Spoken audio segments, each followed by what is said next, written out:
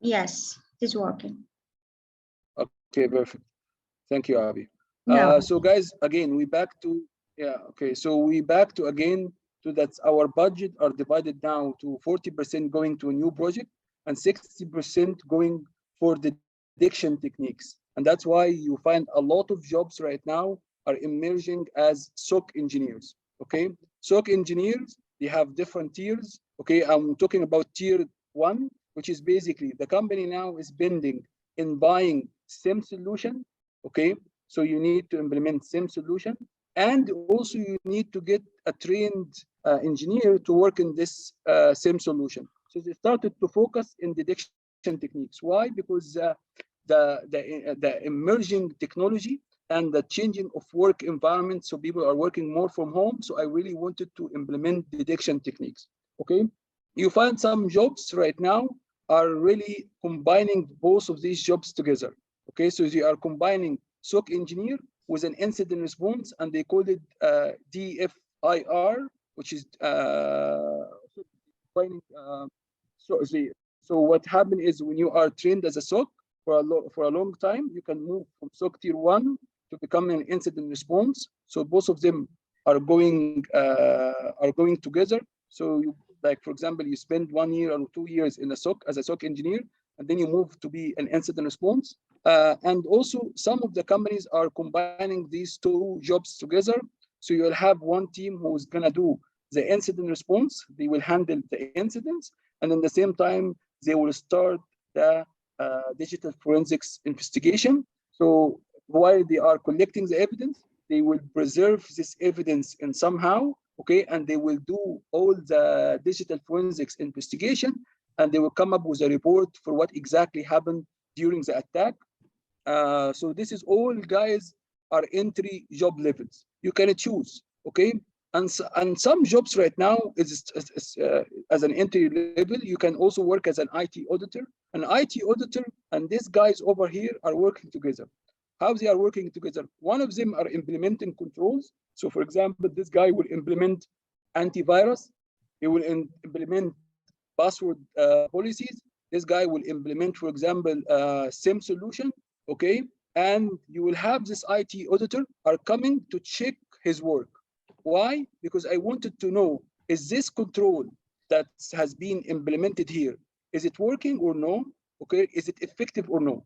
You cannot ask the same technician here to come and and start to check his work. So you really need someone to check the work, and that's why you will find a lot of companies right now, they do something called auditing. So in order to be auditor, you need to understand how system works, how computer security works, okay, what kind of controls are implemented, and how we collect samples from this control to check if this control is effective or no. For example, I installed antivirus for my entire organization, and I have a console here, okay, that is monitoring all the antivirus within my organization. So who is gonna do this? The technical team. Okay, the auditor will come. They check first of all, do we have a policy for antivirus within the organization? Okay, show me the policy. Once they check the policy, show me the procedures. How do you implement antivirus solution within the organization? So they will review your procedures, and then they will go and check the control. Show me your enterprise, and they will go to one of these machines that installed. They check if the antivirus is installed, is the antivirus is updated, when last time it's updated. Now I have the full picture, and then I will also check about the reports generated from the antivirus solution here to check when last time we have an incident, or when last time we have a malware spreaded within my network.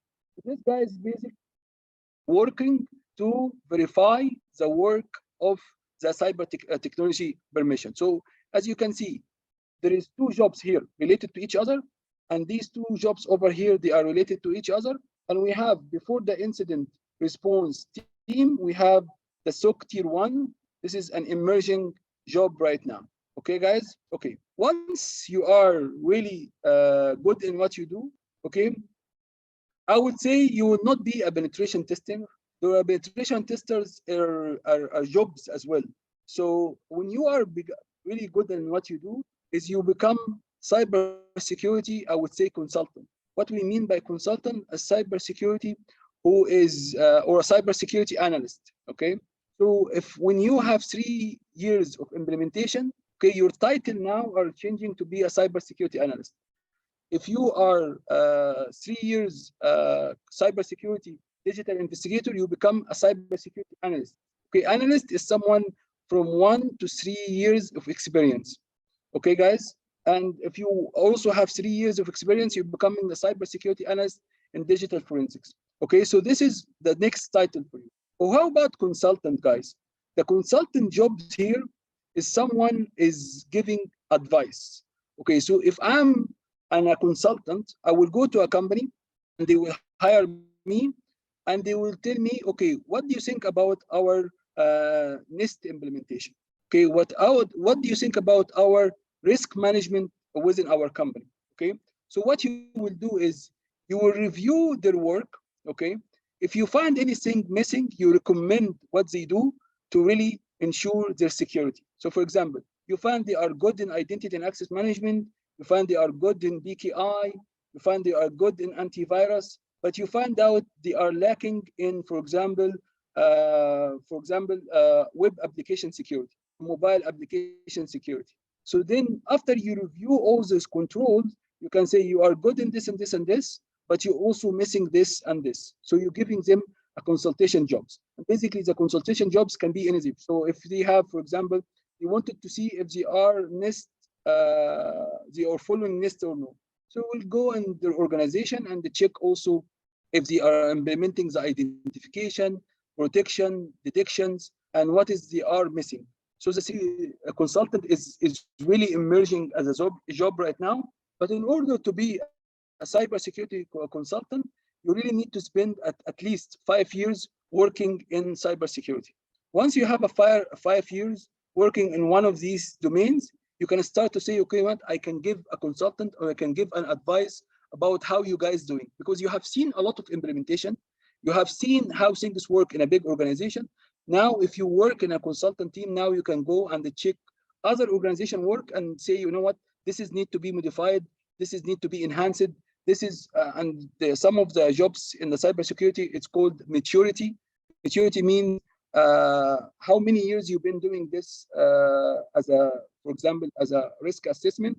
Let's see if your program is mature enough or no. There's a criteria for this. So this is another job. I have a question, Mr. Shadi. Yeah, as a fresh graduate, do you recommend that I've been consulted or not? Okay. If I have the let's say the knowledge, but I don't have a hand-on experience, but I have the knowledge. Do you recommend that I've been consulted or not? Do you want to be a super duper consultant? You need to have a hands-on experience. Not super. Let's just say the basic concept. Oh, okay. So that is what I'm telling you. If you wanted to be really super duper consultant, when you go to any place, they will raise the hats for you. You need to have hands-on. You need to have hands-on, because hands-on is giving you the depths. You can talk in general, okay, and everyone can talk in general. But who is gonna give a deep advice and understand the deep technical details when you do some stuff with your hand, okay? And that's why I'm saying don't rush to a consultant job, okay? Take your time, okay, to learn how project is done, how incident response is handled, you know, how digital investigation, and then become a consultant. Then you will be useful. Why? Because end of the day, I will go to a customers and advise them. If I don't have a very solid background and solid hands-on, how would I advise them, right? Yeah. Yes. I get. Okay. So this is another job, and finally, mashallah, if you guys here becoming a consultant for 5 years, okay, you understand you have deep understanding of systems, network, forensics, different kind of security domains. Now you can move from here, from cybersecurity, to the last job here, which is a cybersecurity architect. And the cybersecurity architect is someone who can design the entire network, who can build security around the entire network. He can understand where I have to put my web server, what kind of protection I need for web server, what kind of protection I need for my database, how can I segregate between them. So this is the last thing in the job here, is to become cybersecurity architect. And that's why this is the highest paid salaries. I don't want to give you numbers, but I know people who work in the cybersecurity as an architect now, okay, they're getting maybe 60,000 real per month, or 50. This is the minimum they can get. So this is this amount, okay, is better than I think in any country, okay. And that's why there is a huge YouTube videos about a guy who goes and asks people who is really driving a very expensive car in Europe and the US what is their jobs is, and a lot of them they will say, no, I will not say a lot of them, they will say we are working in cybersecurity. Yeah, exactly. You know this guy. Okay, so if you watch him really, so exactly. So this is because this is a really high paid jobs. The cybersecurity architect in the US can make around 250,000 a year, which is around 20,000 a month, this is a huge number in the US. I never seen anyone in the US taking 20,000, 25,000. So he goes around, he asks people, what do you do in life? How can you afford 100,000 car? And then they will say, okay, we work in the cybersecurity domain as maybe an analyst or consultant or maybe architect. Okay, guys. So so Bassam is saying this is a stupid dollars. You hate dollars as a dominated reserve country, currency, or you hate the program. Yeah. Okay. So yeah, everyone hate dollars, but unfortunately we need it. So my friend, a couple of days ago, my friend took me from the military in the United States, and he told me, yeah, those they get they get paid really stupid lot of money. Yes, exactly. Yes, in And cybersecurity. he was like, I will refer you like to the United States military. I was like, no, I'm gonna work for my government. Yeah. Yeah, but I mean, mashallah, in UAE and Saudi Arabia, you can get more paid if you are really distinguished in your career, especially in cybersecurity. I know I don't want to disclose names, but I know someone who used to work with me. They are around 80,000 dirhams a month salary right now. Okay, so 80,000 is even above than 20,000 US dollars. So this is around maybe 25,000 US dollars. Taking in consideration also in the US, you pay a lot of taxes. But if you live in Saudi Arabia or UAE or all the Middle East countries, I would say mostly you don't pay any taxes. It's like a small amount. It's not like big. So basically you're making around $25,000 a month, which I would say it's a huge amount, especially when he work as an architect, because architect, as I mentioned, it doesn't really need you to do implementation. You can just design the network and design security around the networks. But again, I would say that's you can be an architect if you spend at least 2 years here, okay, 3 to 5 years here, okay, as a cybersecurity, and then in your around 10 years job, if you're taking your career very serious, in 10 years job you will be a cybersecurity architect. Taban, sometimes you can get lucky after 8 years maybe, or after 7 years you can be a cybersecurity architect according to the situation. But I seen usually they asking for a cybersecurity architect with 10 years of experience. Again, this is 10 years of experience. One of my friend in the college, he worked and he got the job in the last year. Is in his university. So in the last year, he worked for Boeing, and he make like he make like 105 monthly. Okay, even if still he's in the university, right? Yeah. And he makes how much amount in per month? 105. 105, like 1,500. Yeah. While this is very good, especially you are still in the university. But I'm telling you, just give this guys a few years in Boeing, okay, and you can see his salary is gonna be I would say at almost least 10,000. I know is like 2 something, Yeah, but exactly. yearly. But I'm just motivating you guys. There is two motivation factor here. First of all, the money here in cybersecurity is crazy, okay, and the demand for jobs in cybersecurity. But what I'm saying is really good cybersecurity analyst, okay, is crazy also. So the demand is high, the salaries is high. So we need someone qualified, and we need someone who's really in love with cybersecurity in order to give him a good salary. So this is one thing. The other thing, you are doing good for your country. You are doing good for your organization you are working for. Why? Exactly, Maha. So you were doing really good job. Why? Because you are trying to protect their assets. So they hired you really because they don't know how to go from here to protect their assets. So you really need to strive in this job to make their assets secure. Okay. So if you make their assets secure, they will keep paying you a very good money. So your jobs is really morally, from moral perspective, is good job because you are protecting people's assets, you're protecting their information assets, you protect your government assets, you protect a factory assets. So it's very important, this job, and in the same time, okay, they reward you with a good money. I'm just saying that it's really amazing jobs, alhamdulillah, and we are very lucky. And I'm telling you guys, if you are really good in cybersecurity, you will have it's like another passport. Work anywhere in the world, okay? You can get hired anywhere in the world. Why? Because the demand right now, a good jobs offer from Europe, a good jobs offer, alhamdulillah, from different countries. Why I'm getting these jobs? Because alhamdulillah, I spend the last maybe 10 years learning and trying to practice what I have learned as much as I can.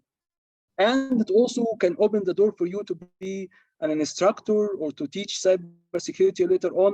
So if you have 10 years of experience and you decided to give lectures or maybe be part of a university, it's also opening the door for these jobs as well. Why? Because even the university and a lot of, especially in the Saudi Arabia, I see a lot of programs right now are giving cybersecurity as a career path, so you can go and afternoon to teach in university. Exactly, the more experience, but I would say focus. Okay, my last advice to you guys: don't be, I don't want to make it like really binky, rosy road, but I would say that if you really good, your hand is dirty in the first 2-3 years, and you were very involved in working hard in the first 2-3 years, then the rest of your career will be very stable and nice. Okay, but if you really take it easy from the beginning and you didn't learn a lot, then you will struggle later on in your career. So the first few years, especially, mashallah, most of you are young and you are guys maybe in your 20s. So don't mind to go and work in a, even this is my like my opinion, go and try to work in big environment. Okay, big environment mean big projects, big implementation, lots of days you at work working. That means your experience is gonna shoot to the roof. Okay, less work, less implementation, less troubleshooting, less hours of work, then I would say that you will gonna be struggling later on because you didn't learn. They say this is a proverb: the hard work always pays. Mean that if you really taking serious, especially guys, mashallah, in Saudi Arabia, you guys have so many multinational companies. I would highly recommend that if you see any multinational companies, they are opening a door for a new position, go and apply for it. Okay, multinational companies, they are working in so many different countries, so they have so many different teams. You can get experience and you get knowledge from different teams. They have a big, I would say, network. So the learning curve in these companies are really high. So when I, alhamdulillah, started my career, I started to work in a big investment banking that have branches almost everywhere in Africa and Asia. So I used to work from a little bit from our Egypt office. from UAE office, from Qatar office, from Oman office. So this, alhamdulillah, give me a lot of exposure to technologies and to cybersecurity. So don't say, okay, you know what, I will work on this, I will get this amount.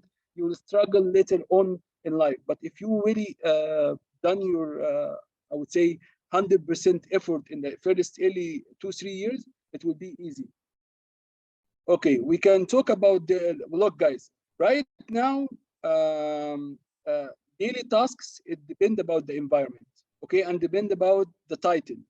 If you are a title as a SOC, as I mentioned, you will have your dashboard all the day, and they will train you to find IOCs, anomalies. You can tell about the events and incidents, and you can investigate them. So this is a SOC engineer, exactly. So the SOC engineer is always doing this. Once we find a case in a SOC engineer, they will transfer it to the incident response. The incident response, they have something called the playbook or the plan. What we're gonna do? Containment.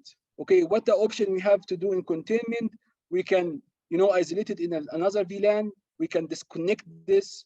We can even disconnect the network from this. We can disconnect the entire VLAN. So they have steps and procedure. So this is what they do in all the day, SOCs and incident response. You have another also jobs called penetration testers or bug bounty programs. So the penetration testers, they are working in assignments. So for example, you have your website, and your website, you're gonna publish it soon to the public, and we wanted to know if there is a vulnerability, if there is bugs in the software, if we have any outdated libraries. So I got hire one of these penetration testers to check in a day-to-day basis, or maybe in a specific days, how my website, when it comes to security, what is my security for a website. So these guys are doing penetration testing day and night. This is how it works. Exactly, like hacks the box, exactly. But like reality is a little bit different. Hack in the box, you have your own steps to do, so they give you a guidelines. But I'm telling you, it's a very good website to start to practice on. Hack the box, okay? Is there is a chance to grow in banking environment? Yes, great chance. Okay, why? Because banking is one of the highest area where they spend a lot of money in security. Okay, why? Because basically, if their system is down, okay, they're gonna lose money. So they spend a lot in cybersecurity. I can tell you from my bank that I used to work before, and I'm still having a good relation with people are there. Okay, so exactly. Protecting money is protecting critical infrastructure. Your bank. Okay, so what I was saying is, in order to implement SIM in their environment, guys, they have two SIM. They have a SIM from Microsoft, so it collects the logs from all Microsoft logs servers, and they have a SIM from QRadar, which is the IBM module. And they have engineer is looking at this Microsoft SIM, and they have an engineer, he is look after the QRadar SIM, and they have a total team of 8 people who always in shifts to look at only alerts and detection. So they have 2 SIM solution, 8 engineers in layer 1 working in 24/7 schedule just for SIM. So this shows you guys how much they spend. Usually companies, they spend in 1 SIM solution, but they have 2 SIM solution. So yeah, bank is very critical environment, and that's why they spend a lot on IT infrastructure. And you will have a lot of exposure to security solution there. Why? Because also the companies, the vendors, okay, who create all this solution, guys, they go after the banks, and they go after this institution who makes money, and basically they target them. So you find you always have something called POCs, proof of concept. So the vendors, they have a very nice application, or they have very nice solution. They will come to this bank, they say, okay, this solution is gonna guarantee for you this and this and that. We can give you a proof of concept. The proof of concept is a small installation. It's not full installation. It will show you the feature of these products or these solutions. and you will learn a lot about this solution and see if it's suitable for your environment or no. You can say, you know what? No, it's not suitable. I will give you an example. For an encryption, when we were trying to use an encryption mechanism within our bank, what we used to do is, okay, who is the leaders in encryption solution for hard drive? So we find Microsoft, okay, we find McAfee, we find Symantec, okay, we find other 2 vendors, okay? So your boss will say, you know what, go and do a proof of concept with all of them. So you will install, for example, Microsoft BitLocker in some machine and start to study their enterprise solution. You will start also to install McAfee in some machines or like a testing environment and see how the solution is good or no, and what is the benefits. And then also you install one of these applications from Symantec for encryption and test it within the organization. And finally, you can come up with, you know, a small sheet saying, well, we tried these 3 products, okay? These products, we got a proof of concept from Microsoft, we got a proof of concept of McAfee, we got the proof of concept of Symantec.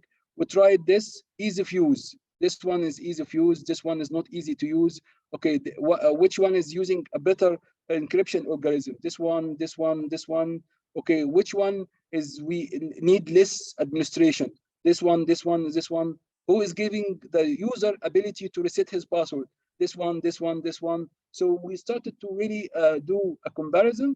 If you don't know how to do this comparison, there's so many websites already out there. They do the comparison between the product. So according to your experience with the illustration, and according to the comparison you create here, you can choose one solution. But at least you've been exposed here for 3 different solutions. So you know how McAfee are working, you know how Microsoft is working, you know how Symantec is working, and you apply it with your hand. So again, once you choose one solution, guys, you go and contact the vendor, say, okay, I wanted a license for 1,000 users, so give me a license for 1,000 users, and the vendor will come and help you for a real installation for the entire organization, which is sometimes take months to have an entire organization, a new solution be implemented. So the amount of knowledge in banking and in a big organization is huge, okay? Because if you are a small company, you will not do all this effort. You will not have 3 solution testing because you don't have enough teams to start with, okay? So how you can do all this comparison and stuff? So my advice to you, try to join big organization. If it's multinational, is even better because they are spending on training, and you can work with a different team from different background, different culture, different skill sets. This is also important, okay? Be involved in project, don't be shy, even if you do mistakes. I learned a lot by mistakes. Like I did mistakes, so I learned I'll not do this again. I have this issue because I have done this and this and this. And by the time this mistake would becoming your experience. So we learn from our mistakes more than we learn from the easy steps, going steps that we do. That's why I'm telling people when they are in the lab specifically, if you have a problem, don't get like really annoyed. It's good because this is your chance. Allah gave it to you. It's a chance to learn more. So you run a command and it didn't work. Okay, why it didn't work? Let me Google it. So I will go Google it to check. This command are actually doing this. You know, I didn't know that this command. I was just copying and pasting this command. So I know this command. Oh, this command is case sensitive. You really need to know which letter it should be written and a small letter, on which letter it should be big letters. So you learn more by mistakes and by finding difficulties. And that's why just remember, guys, the Alibaba owner, his name is Jack Ma. And Jack Ma is basically one of the richest guys in the whole universe. So he was saying that he done a lot of mistakes in his life. He applied for 24 jobs, okay? And he got even rejected to work in McDonald's as an office boy. Can you imagine this? So Jack Ma, who owns Alibaba right now, he applied in McDonald's to work as office boys, mean someone who makes coffee and tea, and he got rejected. And he was like, Why I'm getting rejected in all these jobs? And finally, he started to work as the whole idea here that when you find difficulties, okay, in life, don't just give up until you know what, I'm like really dead, stupid person. I cannot do much. No, be patient, learn, and keep working until inshallah you get the success. Okay, so this is a bit about the jobs diagram here. I'm sorry about just jumping about outside the topic, but we go quickly. Let me check what time is it. Okay, we have time, inshallah. Okay, so we go quickly cover what we have already covered in the yesterday, and we start to look at digital forensics one more time today as well. So again, why we need detection techniques? Because we have these problems. What problems is new technologies, okay, especially cloud, bring your own device, you know, people working from home. So all of this, the work environment start to change, and when you have changes in your work environment, it opens the door for risk. Why? Because the attacker are watching what's happening, and they started to compromise more machines. So if you see how many phishing attacks right now are trying to phishing people from home is increasing. If you try how much attacks started to be toward this cloud, you understand. If you look at how many new malware is specifically designed for mobile, which is turning the mobile to a spyware or a spy agent, okay, you will see it's emerging. Why? Because the attackers, they realize that it's easy to attack people at home because they don't have defenses. It's easy also to attack cloud because not the cloud is not secure. No, because people who is implementing the cloud solution, they don't protect the system in the cloud, having the false sense of security, because they say, okay, it's an Amazon who's going to attack Amazon. No, it's Amazon. They are or Amazon or Microsoft or Google Cloud. They are protecting their hardware. They are protecting their virtualization environment, but they are not protecting your instance. They're not protecting your Windows. You're not protecting your Linux operating system. They're not protecting the middleware on top of this. They're not protecting your basically database and web programming. So you really need to protect as well. Okay, we've seen a lot of people bringing their mobile to home or to office, or installing the office mails on their laptop or on the tablet at home. So this is also opened the door for attacks against the mobiles and tablets. We see also emerging technology like a lot of people are really relying on one vendor, okay, to get the whole like for example, they get like Cisco vendors or whatever. Also the new updates also have gaps. I agree with Shaza. Okay, there is also the updates. Until we get the updates, it will take time. And the most important, guys, if you wanted my opinion in the updates, and you will find this is a challenging in environments, okay? When you are trying to install updates, especially security updates, everyone is worried about these updates. Why? Because they worried that if they install the updates, something is gonna change in the environment, and the environment is not gonna work as the way it is. I will give you an example. I have a Windows machine, okay, which is in the SCADA system, a Windows machine running, and I have this machine are controlling a process, okay, and this process are a build who is creating car or generating car, or even a build that is just making some chocolates, or maybe a build that is just generating some, you know, spare parts for a certain machine. But I have a computer here, guys. This computer may be an old and outdated computers, okay, but it runs the software that makes this controller work. We talked about this controller in the SCADA day, right? Now I have an update from Microsoft. Now I wanted to install this update, but in order to install this update and this update will be effective, I need to be restarting this machine, okay? And in order to restart the machine, the whole build, the whole production need to stop. Some factories, they don't have this option. Some factories, they cannot, they say, you wanted me to restart this? Okay, what if I restarted this? First of all, it will require me to stop my production. Stop production means I'm losing money. So this is one thing. What if I restart this machine after this update, and when I turn this machine on, this machine and this program are not working? Means what? Means I will also lose my production for a few days until you figure out what's happened. Okay, so they will not allow you to do general updates or even security updates. They will be resisting the updates because updates mean maintenance time, it means restarting time, and we are not quite sure what will happen when the machine restarts. So you'll find a lot of people within the organization really resisting new updates. So you really need to be smart with how you update the systems. And the more the system is basically not, and even I have this in the interview question, by the way. Okay, what if I cannot really update this machine because I cannot really update it? So at that case, guys, you really need to implement compensation controls. We talked about compensation controls before. The compensation controls means I will try my best to isolate this machine from the external world, okay? Because I don't want anyone to compromise these security holes in this machine. So this is what we call the compensating controls. Can also roll back the updates. Okay, it's not easy to roll back an updates. Why? Because once you install the updates, you need to restart, okay? And you need to see the effect of this update once you are up and running again, okay? So what if you started and the machine give you a blue screen? Okay, what you gonna do in this case? You need to recover the system, okay? You need to do recovery for also the application running in the system.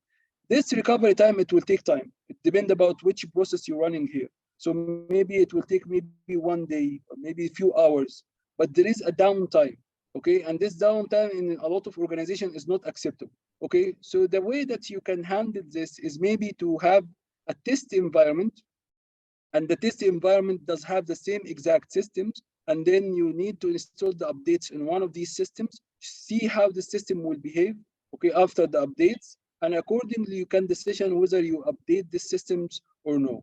So the two solution here is basically to implement compensation control.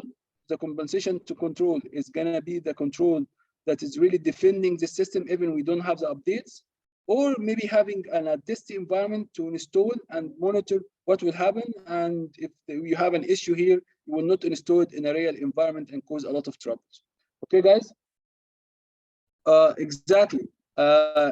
You try to do it in a test environment before you install it in the real environment or production environment. That's why you will have, you are in a lot of organization, you have something called staging environment or testing environment, which is really close to what they have in the production environment. So if you have a new updates or new security solution, you do test first, and once the test is successful and you have seen all the side effect of this update, you can then enroll it to the production environment.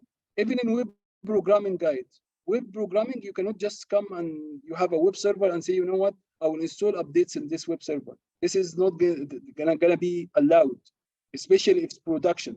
Because if you're having a productions and you install the update, what will happen? You need to restart, okay? And if it's a big web server, what will happen after I will start?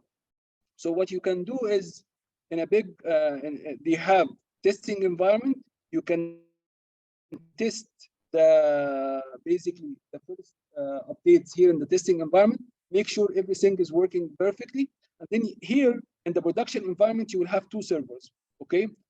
Two servers working in something called redundant way, or in a different redundant availability zone. we'll talk about it when it comes to cloud security. So what you will do, you will leave one instance running, okay, and you will update one instance and restart it. Once this restarted and up and running again, you can update the second one and restart the second one. And that means you're having no issues availability at all. All your instances now updated, but you did it in something called round robin. So you install this updates here first and restart your machine, waited for this to up and running, and then update the other machine. And what they help them to do this, we have a device here called load balancer.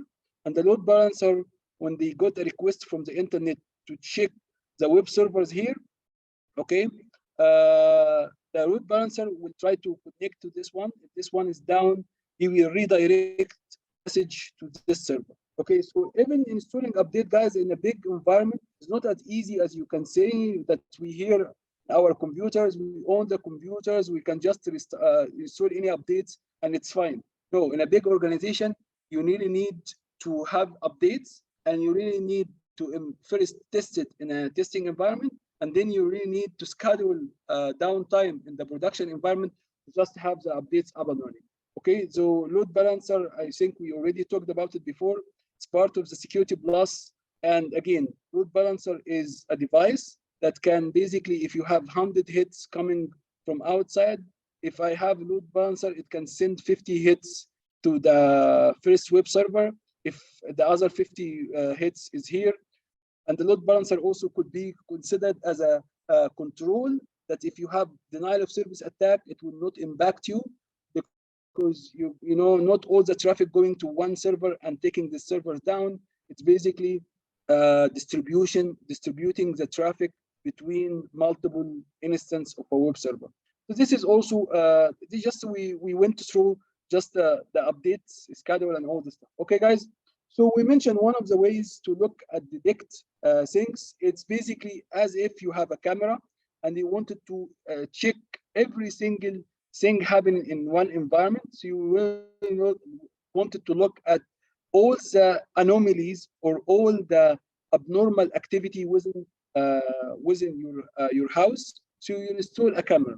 Okay, the camera will install to look into everywhere in our IT system. We called it SIEM. So the SIEM solution is gonna be a system that can monitor everyone who is in touch with our IT system. Why? Because I wanted to detect if something anomaly is happening. So I have, this is my SIEM solution. Okay, this is my SIEM solution. And in my SIEM solution, I need to monitor network devices. Okay, so I wanted to get something we mentioned yesterday called data feed. Okay, data feeds means I wanted to get data from routers, firewall, okay, IDS and IBS. I wanted to see all this kind of traffic. Okay, so I will send it to a centralized place. Also, I wanted to look at the operating system, okay, logs, especially the security logs and application and system logs. I wanted to have it here in my SIEM as well, because it's very important, and application. So you really wanted to get the full picture, okay? And in operating system, sometimes we install some application for security, like antivirus, anti-malware, HEDS, which is host intrusion detection system. I wanted also to get these logs here in my SIEM. Okay, so we collecting network data, security endpoint data, operating system logs, application, if I have a web server, if I have email server, if I have database server, if I have communication servers, okay, if I have SMB server, all the server, I need also the logs here, because some attacks are really directed to my application. Some attacks are really directed to my operating system. Some attacks are really directed to my network. So I wanted to have the full picture. And some of the attacks are really directed to my users. So I wanted also to get the users, and that's why they install sometimes the user, the UEBA, which is user analytic, user behavior analytic. So I wanted to see what is my user are doing, and we talked about the machine learning behind the user analytic. And I wanted also to see my admin who is accessing these machines, they are doing what they are doing. So they have now something called BAM solution, and the BAM solution also logs could be also sent to my SIEM solution. Now I have the full picture. I have what is the admin doing, what the end user are doing, and what is happening on this system. Now, only now, if I have a engineer here who understand my environment, who understand the system, understand what kind of user we have, he can look into these logs and really verify if we have an event or we have an incident. This is all what I want these guys to do, because once he can really identify if we have an incident or we have a incident or we have an event, he can trigger the incident response team. So the IR process usually coming from tier 1 or SOC tier 1 analyst. So this guy really need to be trained to see. Yesterday, I have give you guys examples. We've seen some triggers coming from Snort, some triggers coming from the web application, and he really need to look at both of them and start to correlate between them and see if there is a link between them. And he can decide later on if we have an event or I have an incident. I hope you guys remember this example so you can understand what is this guy's job basically, is to look. Once I have an incident, I will turn it to the IR and the IR will start to do his job. So again, these guys need to understand a little bit about network, a little about systems, a little bit about the application in order to do this. Okay, guys? And we mentioned that the SIM, okay, in order to be functional, the data coming from the servers goes into a process we called, or function, we called this SIM function. We looked at them yesterday. This is the SIM function. It starts with collection the data, and there is two ways to collect data, agent and agentless. Okay, we told you guys also how to aggregate this data, aggregation happening on the server side from the SIM, so collection happening on the client side, aggregation, how to aggregate all this data that's coming from different sources and started to organize it, okay? And we talked also about parsing the data, or sometimes they called it parsing and normalization, how we can turn this data to a certain format so all the data will look exactly in a specific format, so it's easy for you guys to read. And then we looked at also correlation or categorization, and we looked at, categorization is correlation. This is when you add certain condition. If I have failed login for 5 times, send me alert or pop up an alert. If we have a virus break, send me alert. Why? Because the same function are based on reactive system. So if I find something, I will do something about it. So this is why we need also the proactive approach counting. We talked about enrichment, okay, and what is enrichment means. Once we have some data here, worm can be used to protect against modification. Worm can be used to protect against modification.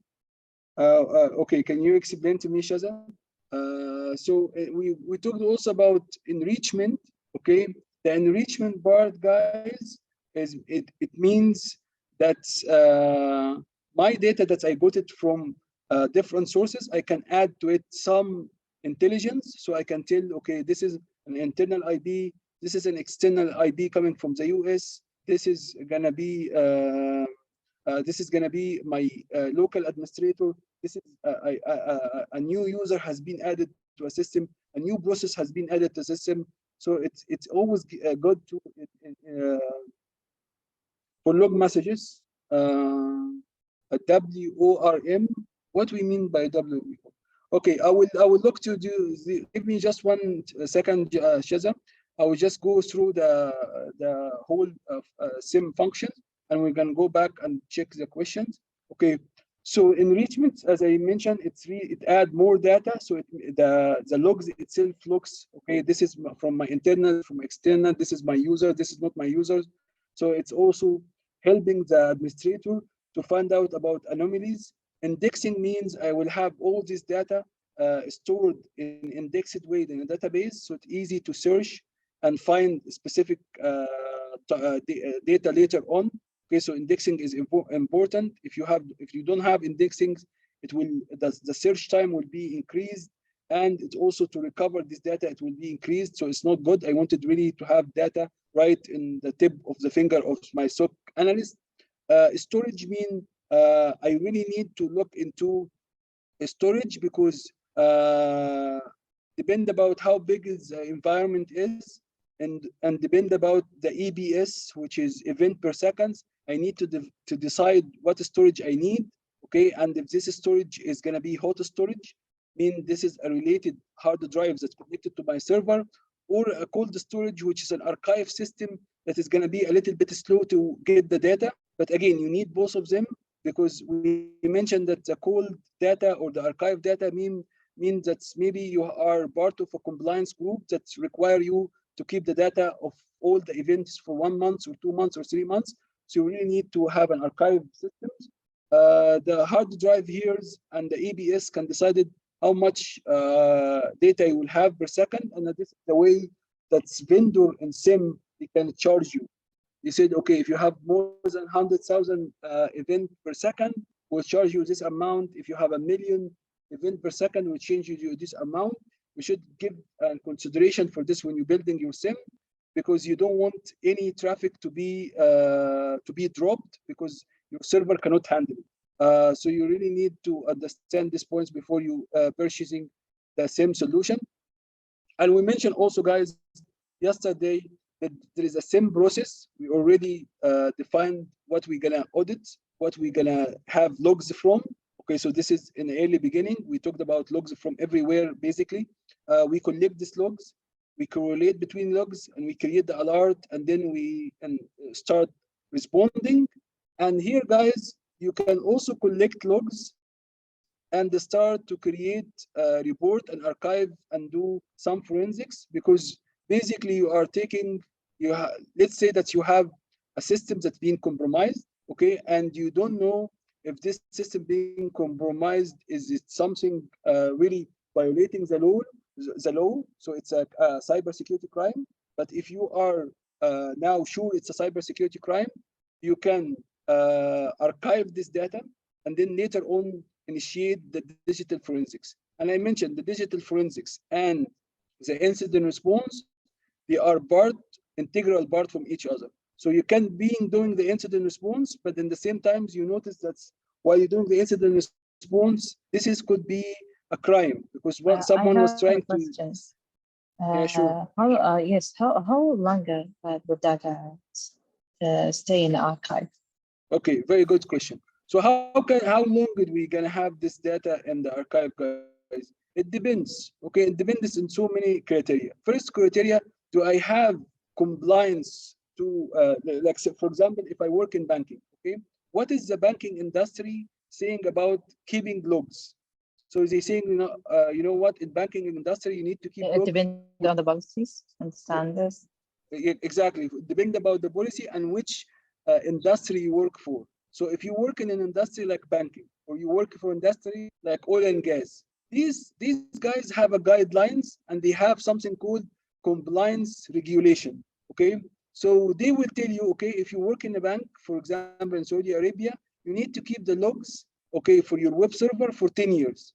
Okay, so now you have to create an archive system that can really keep the logs for 10 years. And I'm telling you from my experience, I had working in the archive for the phones, okay, because there is a lot of clients are calling the bank every day, and these calls are recorded. Okay, so when we started to archive these calls, okay, we started to look at the industry standard. So the industry standard said, you can keep it from 1 year to 3 years. So this is according to banking. But then the regulation in UAE and United Arab Emirates, they said, no, we wanted you to keep the data for 10 years for all the recorded calls. So the best standard is saying from 1 to 3 years, but the regulator, okay, this is basically a government institution who is regulating this stuff in the banking.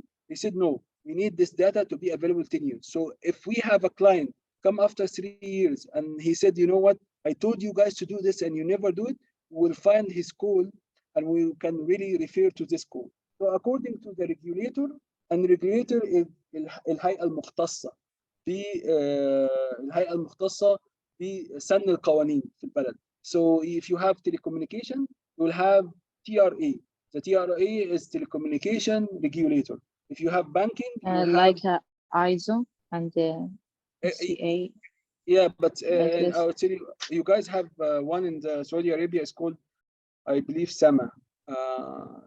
CA. Yeah. This one, let me show you guys SAMA. SAMA finance. This is, I think, is an bank. No, it's not banned. This is basically the finance like regulation. Yeah, hi. الرقابة, yes, الرقابة. Exactly, yes. So this is الرقابة, but finance regulation, regulation in case A. So finance rules and regulation. So this is called SAMA. So this is where if you are working in the banking industry, you will have to follow their regulation. You will have to follow their best recommendation for specific stuff. So they have regulation for cybersecurity. They have the regulation for IT system. They are very famous. Even when I got an interview once, this is the Bank Al-Markazi Saudi, and this is the part that they are looking at the regulations comes to IT and non-IT stuff. So if you guys wanted to check it out before, it's good to know about SAMA as well. Okay, guys. So here, okay, what really gonna trigger the digital forensics here, guys? You specific events in a corporate setting trigger digital forensics. So, for example, you find someone is basically browsing an inappropriate website within the organization. Okay, what should I do? Okay, this is again according to the law and policies within the area that you're living at. Okay, so if this is something is illegal, then you have to investigate the case, take an evidence, and show this evidence to the court. Okay, if it's something that's against the policy of the company, you can also start to collect the evidence and then build a case against this person. So it depends about the event. Okay, you have a very important server, okay, and you have a very important database, and this database has been breached. You know, someone was able to exfiltrate data from this database, okay? And according to the law in this area in the world where you live, it's saying that if you have a breach, you need to start a digital forensics and you need to announce to the public. So in these cases, guys, you really need to start the digital forensics. You don't have an option, okay? So that's why I'm saying incident response and digital forensics are really sometimes are part of the same teams, because the guys who's trying to recover the system, they need to really look at the event. What happened here? This is a cybersecurity crime. This is violating the criminal law. This is criminating, for example, violating the civil law. Okay, and accordingly, I will handle the digital data and the digital artifacts or digital evidence in a different way. Okay, so my main concern now is not going to be to recover the system. My main concern is to take an evidence and start to build my case against what happened in my organization. So this is what it's saying here. You have sometimes special events or a special incident that in the corporate environment that it will trigger the digital forensics investigation. These events include abnormal activity in the network or server, okay, corporate espionage. Corporate espionage means one company is spying on another company. So basically, if you guys remember a few years ago, there was so many issues between Microsoft and Google and Mac, because Mac is reclaiming that Microsoft stole some of their trade secrets, and Microsoft is saying that no, the Apple has stole so many of our trade secrets. And they went to the court for so many years, and everyone was showing digital evidence what this case is all about. So this is what we call it a corporate espionage. There was very famous corporate espionage between Lucid, the car manufacturer, and Tesla. Recently, it was in the basically the news, and they have to settle it also in the court. And they also gathered digital evidence from emails to prove that there was a corporate espionage between the both companies. Okay, cyber attacks, especially the one that can really use someone attack your system to install your intellectual property. So if you are developing new software, or you have a new design for a processor, or you have a new design for an application, and someone steal this application or steal this property from you, this is intellectual property. This is also can trigger a digital investigation, bank corruption investigation, Bankruptcy, you guys know it when your company saying that we already bankrupt, we don't have money to pay for our debt, we don't have money to operate anymore. It can really, maybe they wanted to investigate what happened exactly within the company, so they will start a digital forensics industry compliance audit. Means that sometimes you are working inside an industry, okay, and in order to really comply with this industry like banking or telecommunication, you need to sometimes to show that you are capable to do digital forensics. So you need to have the tools and the teams to do the digital. So all these guys will start the digital forensics investigation. So this is giving you an idea about what attacks happening now right in the world. And you can see physical theft and loss is 14%, denial of service is 18%, 6.2 is miscellaneous errors, okay? And look at this number, 37 is a cyber war or a cyber warfare. Means a lot of companies, a lot of nations right now are in a cyber war, like between US and China and Russia. They always accusing each other to steal how F-16 is being built, how F-39 is being built, how F-18 is being built, what kind of drones are used in the US. They always keep really saying that you have already stole this information from us. You are already stealing our intellectual property. And this is especially between China and the US and Russia. Okay, so you have a lot of time. You really need to have a digital forensics teams to dig more and to really extract all these network artifacts and logs artifacts that can prove if some certain organization was behind. Because, you know, if you are stealing my trade secrets, you can cause me a lot of trouble. So for example, okay, if I developed a new weapon and it took me 10 years to really perfect the design of this new weapon, okay? And you have another nation that's only hacked this computer system and steal your new design or new really hard work of a weapon, and they started to build it. Okay, this is really for this country is millions of dollars of loss. Why? Because they wanted to create this weapon so they can really later on sell it to everyone, because they are spending so much time in research and development. Okay, another nation comes and steal it just without any effort. So this is also is really not good, and it's really triggered the investigation. This is happening between nation, and this is also happening between corporate environment. So you find a lot of companies right now are spying on each other just to steal the latest, what is the latest technology in lithium batteries. If I got the latest technology in lithium batteries, then I can build a new electrical car that can last more time on the streets. That's mean for the company who's spend millions in research and development, is basically a bad thing because they're losing money. Okay, guys? Okay, no worries, Ibtisam. We have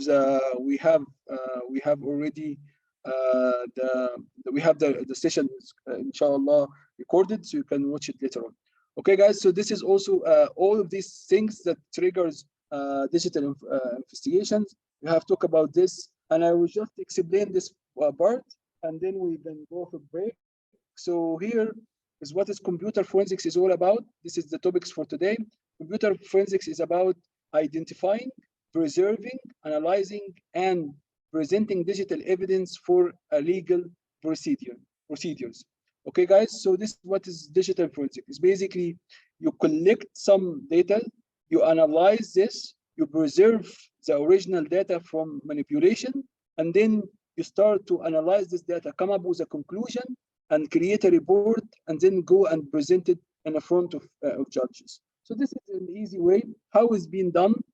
So when you call the incident response team, okay, they really need to copy data which is volatile.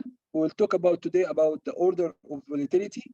Means the data that we have, some of these data are really connected to electricity. So the data which is in the memory or RAM, okay, and the data in the cache is going to be always there as long as this machine does have electricity. So once we took out of the electricity, this data is volatile, means it can really disappear. Okay. So the first thing that the incident response will do is to copy the data that can easily disappear because of losing the electricity. So he copied the data of memory processes running on the computer right now, and we mentioned that processes is a small program or a small application that runs in your computers, and it will buy a part of your memory. So it's occupying part of your RAM. Okay. It really also look at the connections happening right now from your computer to the external world, because this is one of the source of the attacks. So I really need to understand which communication happening between your computer and the external world, because if I restart, I will lose all this connection.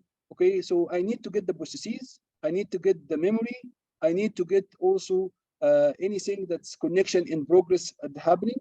Okay, really later on, if you decided this is an important evidence that we can use in the court, I'm not going to do responding, I'm not going to go recovering for this system. I can power off the system, take the hard drive out, and then copy this hard drive. I mentioned we do something called copy protected write copying. Means you can copy without changing anything in the or modify anything in the original. You keep this original in a saved place. Sometimes we call it the lab, forensics lab, or you keep it in the evidence save. Okay, once you have the copy of the memory, the copy of the hard drive, you start to analyze this data, you start to find certain artifacts of what happened during this time.